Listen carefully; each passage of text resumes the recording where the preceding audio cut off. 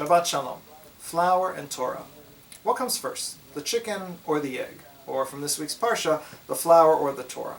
When Avram welcomes in the 3 guests to his tent, he instructs his wife, Sela, to make them 3 measures of flour and turn it into cakes. Why is that necessary?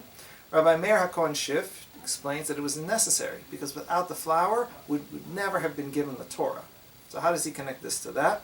Well, there's a midrash on a verse in the book of Exodus where it says that Moshe went up to God to receive the Torah. However, the midrash goes on that the angels initially didn't want to release the Torah from heaven.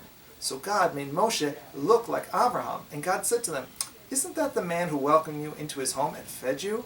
And with that, the angels felt ashamed that they had never repaid Avram's kindness, and they released the Torah.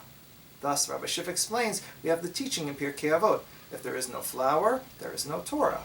If Avram hadn't provided the angels with flour cakes, the Jewish people would never have received the Torah.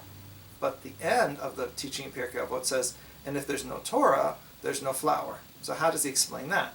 Well, Avraham offered the angels flour cakes, not in order to receive the Torah, but in order to fulfill the Torah, to fulfill the mitzvah of welcoming guests. If he had not tried to fulfill the Torah, he would not have offered them food. So if there is no Torah, there is no flour.